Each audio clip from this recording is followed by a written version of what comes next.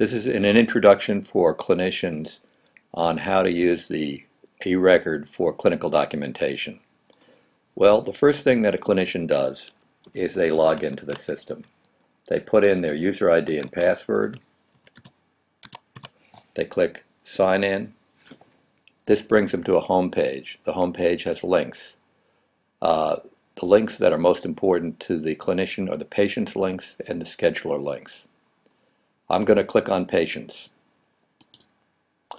This brings me to my list of active patients. I find the patient I want to work with. I'm going to click on Alan Always.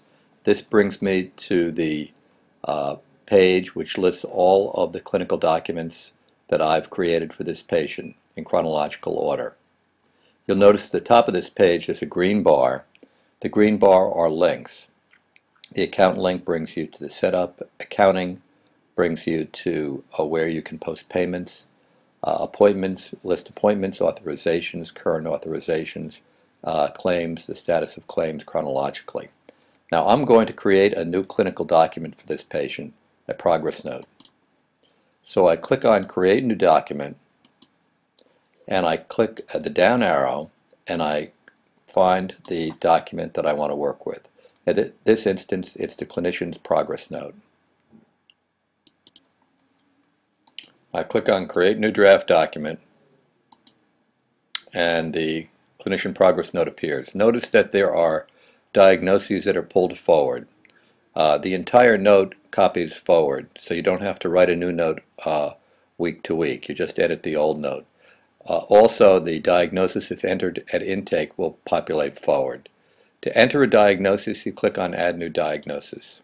It gives you a pop-up window, and you can scroll down to, say, mood disorders, and you get the list of mood disorders. All the axes are represented here. Next, you add the service billing code. You click that link, you get a pop-up window, you decide on the service you're going to provide, and I'm going to do a family therapy service. I click Save, and the CPT code is added, the service code is added. It makes a round trip to the database, and there it is. Now, as I said, the notes pre-populate forward, so you don't have to add new content if there haven't been changes. I'm going to scroll down this note. There is, for prescribers, there's an e-prescriber, and I'm going to go down, and I'm going to sign this note at the bottom. And once I sign the note and click on Sign and Make Complete, I've completed my, in addition to my clinical documentation, I've also created a patient charge. I've created a receipt, and if the client has insurance, I've created a claim. So if, for instance, the patient gives me a copay, I can go up to the green bar and click on Accounting. Then I can click on Post Payments and Adjustments. And I can post a payment. And I'm going to put in a $20 copay.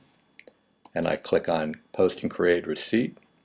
And there is a receipt for the service that I provided to this patient. And this actually is a super bill. You'll see there's the diagnoses in there, the CPT codes, the date of service, the balance, and so forth. To sum up, to do your clinical documentation, you click on the patient from the home page. You click on Create New Document. You find the document that you're looking for from the list. And this time I'm going to find an intake assessment. You click on Create New Draft Document.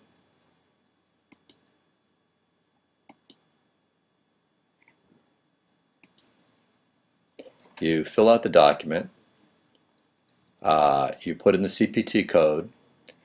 You click on Sign and Make Complete, and you're done. Thanks for listening.